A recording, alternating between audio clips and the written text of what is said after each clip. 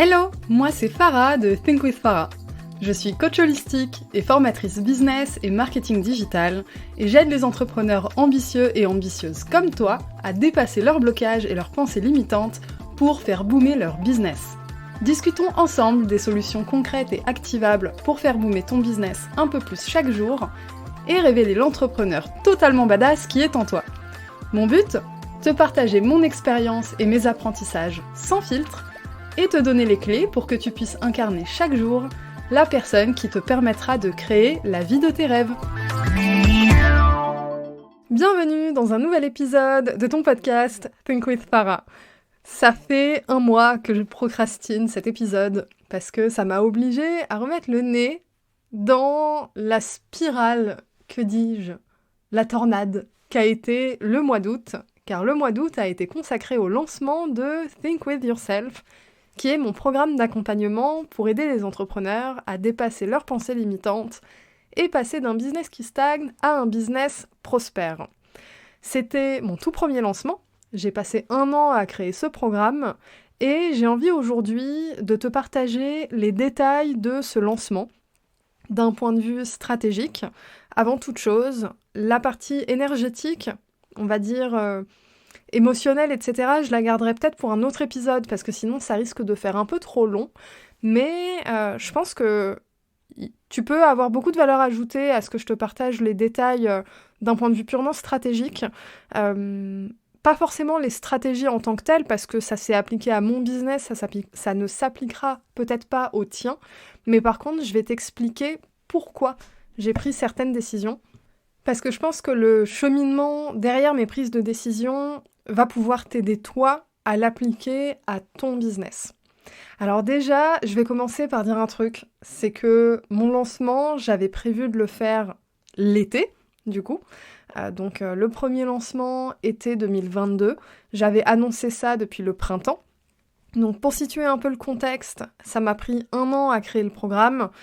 Jusqu'au mois de mai, j'étais freelance à côté. Donc ça a été mon business consultante en stratégie digitale sur les 5 bonnes dernières années. Et j'ai mis de côté mes clients au mois de mai pour me consacrer à 100% à la création du programme. Donc je m'étais dit, je me donne tout le printemps, début été pour le faire. Et courant été, je lance mon programme. Donc le mois de juin arrive, je suis pas encore prête, j'ai pas fini de créer tout ce qu'il y avait à créer, etc. Le mois de juillet arrive, et là, c'est en mode tic-tac, quoi. Ça commence à tourner contre la course contre la montre, enfin... Je vais pas dire que c'était la panique, mais j'étais pas encore prête pour le lancement. Donc je me dis, bon, ça va être le mois d'août, peut-être septembre, mais le truc, c'est que j'arrivais pas à trouver une date. Et le truc, c'est que si j'ai pas une date fixe, une deadline, bah en fait, ça traîne, et enfin, je dis ça, mais j'ai pas procrastiné du tout, hein. Pour le coup, pendant 4 mois, j'ai bossé non-stop comme une ouf, mais ma force d'action, ma force d'impact n'est pas la même quand j'ai une deadline et quand j'en ai pas. Et là, en l'occurrence, j'en avais pas, donc je mettais en place des actions tous les jours, j'avançais, mais c'était pas en mode bulldozer comme je suis capable de faire. Et il s'est passé un truc assez drôle, c'est qu'en fait en juillet, j'ai eu rendez-vous avec mon astrologue Constance, qui est l'hôte du podcast Let's Talk Astro. Elle m'avait interviewée sur son podcast l'an dernier, et donc j'ai pris rendez-vous avec elle pour une lecture de thème astral. Je m'étais dit, bon, ça va me faire du bien un peu d'introspection, vu les derniers mois passés à produire, créer, travailler, réfléchir, etc. J'ai envie de me recentrer un peu sur moi, et qui sait, je vais peut-être apprendre des trucs intéressants pour mon lancement. Et ben, ça n'a pas loupé, parce qu'en fait, Constance, par rapport au transit planétaire, m'a donné une période favorable. Comment te dire que j'ai fixé mes dates de lancement par rapport à mes transits astrologiques. Et franchement, merci Constance, parce que ça a été un gros succès. Donc, on est en juillet, je sais plus si le rendez-vous c'était fin juillet ou début août. C'était fin juillet, je crois. Fin juillet, elle m'annonce la fenêtre idéale pour mon lancement, c'est entre le 19 août et le 2 septembre. Avec un pic le 26 août. Donc là, c'est parti pour la stratégie de lancement. J'y vais à fond, faut que je pense à un freebie, quelque chose pour créer du contenu, pour attirer les gens, pour commencer à partager ma vision, ma méthodologie, etc. Et là, j'hésitais entre deux formats. J'hésitais entre un challenge pour vraiment passer à l'action et montrer ma méthodologie, et entre une masterclass qui est plus pour montrer ma vision et les étapes que j'utilise pour atteindre certains objectifs. Donc sur Instagram, je pose la question, est-ce que vous préférez un challenge ou est-ce que vous préférez une masterclass? Et là, en fait, la réponse a été très claire, 50-50. Donc je décide de faire les deux. Donc c'est parti pour la réflexion autour du challenge et de la masterclass. Le challenge, je l'ai nommé le challenge 4-4-4, car en le créant, en fait, ça a été 4 jours autour de 4 thèmes et 4 actions. Ça s'est fait vraiment tout naturellement, donc c'est en constatant ça que je l'ai appelé le challenge 4-4-4. Et en fait, c'était un challenge pour assumer sa puissance et monter en énergie avant la rentrée. Le challenge a eu lieu la semaine du 21. C'était du 21... Alors, 21, 22, 23, 24... Non. Du 22, pardon. C'était du 22 au 25 août. Et ensuite, le 26 août, avait lieu la masterclass des 7 piliers à débloquer pour passer d'un business qui stagne à un business prospère. Et ça m'a permis ensuite d'introduire les 7 modules de mon programme Think With Yourself. Donc, par rapport au challenge, pourquoi j'ai décidé de le faire avant et pourquoi j'ai décidé de faire un challenge pour assumer sa puissance et monter en énergie? Il y avait une raison pour ça, il y a aussi une raison derrière les 4 thèmes, les 4 actions quotidiennes. J'avais vraiment envie de montrer aux gens de quoi elles étaient capables, de leur faire constater qu'elles ont une puissance en elles qui dort, qui est inexploitée, mais qui est là et qui permet vraiment d'aller chercher ses rêves. Mon but, c'était vraiment de faire prendre conscience, en fait, aux gens qu'ils et elles sont capables, en fait. Parce que un gros aspect de l'entrepreneuriat qui fait qu'on bloque, qui fait qu'on n'avance pas, c'est souvent qu'on manque de confiance en notre capacité à faire, au point où même parfois on n'ose pas rêver certaines choses, on n'ose pas envisager un certain succès, on va se limiter dans nos ambitions. Je parle pas forcément d'une gestion de projet hyper réaliste au jour le jour, etc. Là, je parle vraiment des rêves. Je parle de, où est-ce que tu te vois dans 1 an, dans 2 ans, dans 5 ans, peut-être plus, etc. Mon but avec ce challenge, c'était de monter les gens énergétiquement pour ensuite les mettre dans un état où, en fait, ouais, je veux passer à l'action. Et du coup, mon programme a été le passage à l'action pour 25 personnes. Je suis trop contente, c'est trop bien. Donc ça a été l'impact du challenge. Mais j'avais envie quand même d'apporter une partie théorique, entre guillemets, plus de connaissances. En mode, ok, là t'as vécu 4 jours très intenses, où t'es passé à l'action avec des conseils, t'as été guidé chaque jour pendant 4 jours non-stop. Là, maintenant, on va se poser un peu, on va redescendre de l'euphorie du challenge 4-4-4 et on va rentrer dedans pour de vrai. On va voir vraiment quels sont les 7 piliers à débloquer, parce que t'as été euphorique pendant 4 jours, c'est bien, mais si tu débloques pas ces 7 piliers, en fait, tu passeras pas d'un business qui stagne à un business prospère, ce n'est pas possible. Ces 7 piliers qui sont obligatoires dans la vie de tout entrepreneur, que t'en aies conscience ou pas. Donc ça, en résumé, ça a été la stratégie autour du lancement.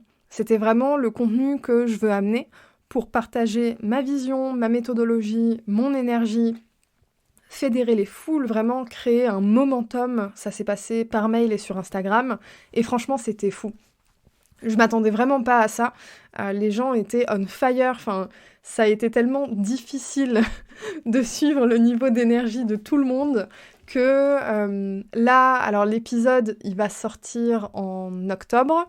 Je l'enregistre fin septembre et en fait, j'ai dû laisser passer tout le mois de septembre pour me remettre dedans parce que j'étais fatiguée en fait. Voilà pourquoi. Donc, revenons maintenant sur le côté un peu rétro-planning du lancement.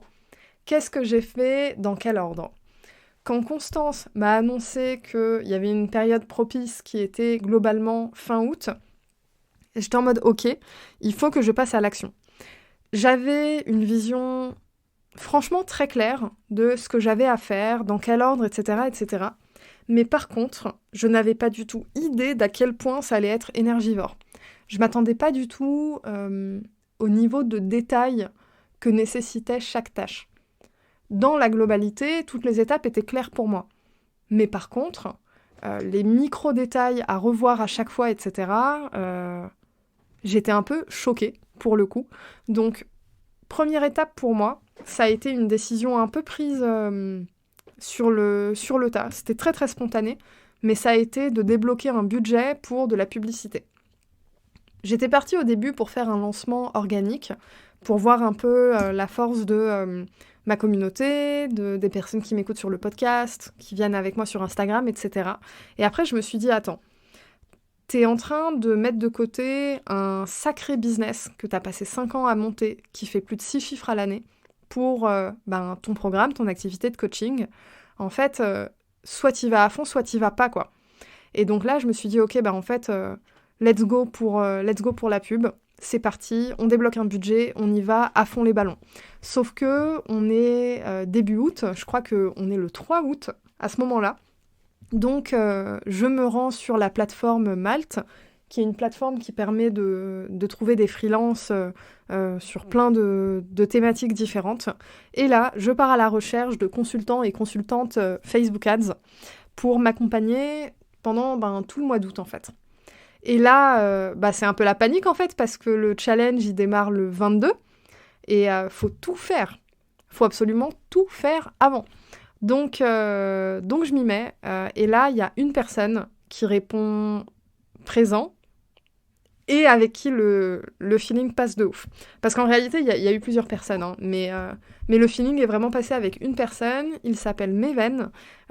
J'aurai l'occasion de l'inviter sur le podcast bientôt, j'espère, pour qu'on repasse vraiment en détail sur la partie stratégie ads, parce que ça a été un sacré truc quand même. Je pense que c'est ce qui m'a pris le plus de temps de travail au mois d'août. Et il a fait un super taf. Donc je vais pas rentrer dans le détail de la stratégie ads, juste que je l'ai contacté, et là, branle-bas de combat, c'est parti pour la phase de test. Parce que moi, j'ai jamais fait de publicité sur mon compte, pas pour ce genre d'objectif, etc. Et donc, faut tout faire. Donc forcément, la rédaction des textes, la création des visuels, l'enregistrement des vidéos, plusieurs visuels, plusieurs textes, pour voir qu'est-ce qui performe le mieux. Ensuite, plusieurs types d'audience, parce que sur Facebook Ads, tu peux cibler selon les centres d'intérêt, etc. Et tu es obligé d'en tester plusieurs pour voir lequel performe le mieux. Donc ça a été un sacré taf. En parallèle, j'avais un objectif de visibilité sur Instagram. Sur Instagram, je me suis dit, tu sais quoi, là, au mois d'août, va au-delà de tes limites, partout, en même temps. C'était un peu le plan. Donc moi qui ne fais pas beaucoup de Reels, je n'ai fait que ça au mois d'août. Et en fait, c'était trop bien, j'ai trop kiffé. Je ne le ferai pas toute l'année parce que c'était un sacré momentum et que ça reste très énergivore. Mais je reproduirai l'expérience parce que c'était assez fou. Et surtout, j'ai vu l'impact sur mon compte Instagram, parce qu'en un mois, entre la pub et les Reels, j'ai gagné près de 1000 abonnés sur Instagram.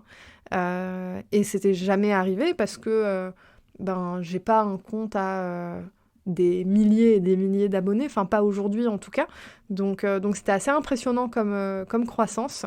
Et j'ai eu plus de 500 inscrits au challenge 444, en sachant que j'avais un taux d'ouverture moyen dans la semaine pour mes mails de 65%. Je crois que le plus haut taux d'ouverture de mes mails, c'était 70%. Donc c'est un challenge qui avait lieu par mail, c'est pour ça que je dis ça. Donc les gens étaient vraiment très très engagés pour le coup. J'ai eu quelques réponses par mail, mais je suis très contente. La plupart des gens ont basculé sur Instagram. J'ai été taguée en story. Je me rappelle le premier jour, j'ai eu plus d'une centaine d'interactions dans la journée. C'était épuisant, mais c'était franchement trop bien, parce que je constatais sur Instagram les efforts que faisaient les gens. Et il y a certaines personnes qui se montraient en face cam pour la première fois, par exemple, etc. C'était pas un challenge Instagram, mais j'ai bien aimé le fait que beaucoup de personnes utilisent cet outil pour acter certaines choses. De dire, j'entame ce travail personnel, je l'acte ici sur Instagram, j'assume, je suis puissante, je suis capable, etc. Donc c'était vraiment une expérience géniale. Ensuite est venue la masterclass. Donc la masterclass, il y a eu plus de 160 participants et participantes. Là, pareil, ambiance de ouf. Moi, j'ai l'habitude de faire des interventions comme ça. Je donne des cours en école de commerce, j'ai fait des cours en ligne, etc. Et malgré ça, j'étais hyper stressée avant la masterclass parce que c'était du live, parce que je savais pas combien de personnes il y allait y avoir. Enfin, c'était un sacré truc. Et au final, ça s'est super bien passé. Et le 26 août a marqué l'ouverture des ventes. Ventes qui ont terminé le 2 septembre. Et en une semaine, j'ai eu 25 clients et clientes qui ont pris, on va dire, qui ont fait un saut dans le vide pour la première édition, qui ont décidé d'avoir confiance en eux et en elles, de faire confiance, de me faire confiance avec mon programme. Et aujourd'hui, toutes ces personnes-là, elles sont juste on fire. J'ai un Discord avec mes clients et mes clientes et voir l'évolution de chacune, c'est assez fou pour le coup. Surtout que pour cette première édition, et c'était vraiment que pour la première, pour le coup, il n'y aura pas ça pour les prochaines, j'ai offert l'expérience live. Donc il faut savoir que mon programme Think With Yourself, il y a 2 éditions. Il y a Think With Yourself, donc le programme, qui est un programme à suivre à son rythme, accessible à vie. Tu as 7 modules qui couvrent les 7 piliers à débloquer. Donc c'est un travail de longue haleine. Pour le coup, c'est beaucoup d'introspection. C'est une transformation profonde. Quand tu démarres ça, il n'y a pas de retour en arrière possible. Si tu écoutes mon podcast depuis un moment, tu le sais maintenant, c'est une no bullshit zone ici. C'est pas que brasser du vent, c'est vraiment aller creuser parfois là où ça fait mal, mais là où tu as besoin de regarder en fait pour te libérer de schémas qui sont ancrés dans ton subconscient depuis parfois des années. Think With Yourself, c'est vraiment ce travail-là. C'est pas forcément un travail facile, je dirais pas ça comme ça, mais c'est un travail qui est vraiment transformateur pour les entrepreneurs, particulièrement les entrepreneurs qui assument leur ambition et qui ont envie d'avancer en fait. Parce que ce travail, il est obligatoire en fait, tu peux pas y échapper. Quand tu es entrepreneur, le développement de soi, c'est obligatoire en fait. À partir du moment où tu pousses la porte de l'entrepreneuriat, t'as pas le choix. La question c'est, est-ce que tu as envie de prendre des années pour le faire, de lire des livres et des livres et des livres et écouter des dizaines d'épisodes de podcasts, etc. Ou est-ce que tu as envie de te prendre en main et te dire, en fait, je suis capable, pourquoi je fais que des détours comme ça depuis des lustres? Non, je prends le raccourci, j'y vais. Think With Yourself, c'est pour des entrepreneurs qui sont à ce stade-là. Et donc ça, c'est la première édition. Et la deuxième, c'est Think With Yourself, l'expérience live, où là, en plus de ce programme, tu as 3 mois de coaching hebdomadaire en groupe. C'est des ateliers qui sont intenses, quand même, on reste sur du travail personnel, mais qui peuvent aussi être très très fun. Et au moment où j'enregistre cet épisode, j'ai déjà donné les premiers ateliers, et c'est assez cool de constater le travail en direct. C'est des ateliers que moi je fais en même temps. Pour le coup, je fais tous les exercices avec vous à chaque fois.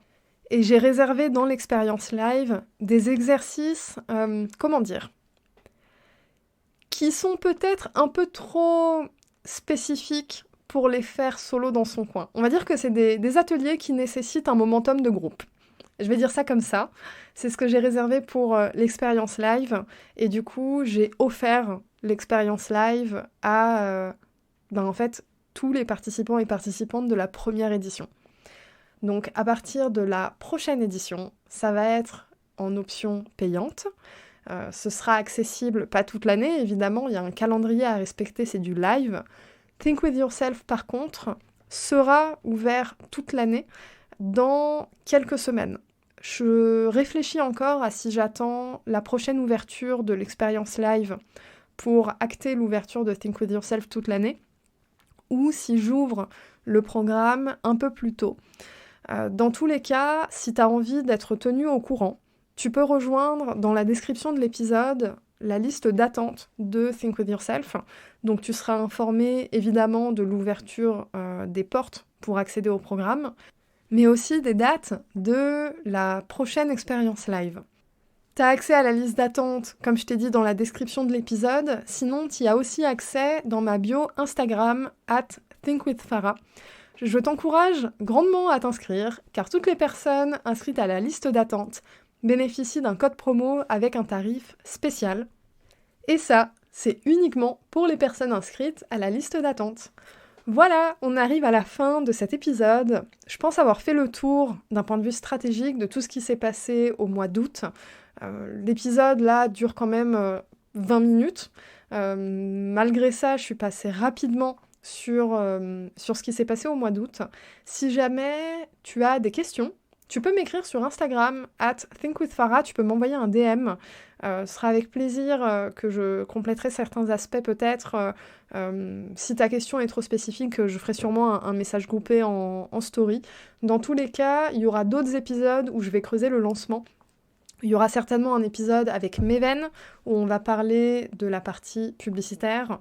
Et surtout, il y a un autre épisode qui va sortir certainement courant ce mois-ci, donc en octobre, où je vais parler cette fois-ci de plutôt comment gérer un lancement entre cerveau et émotion.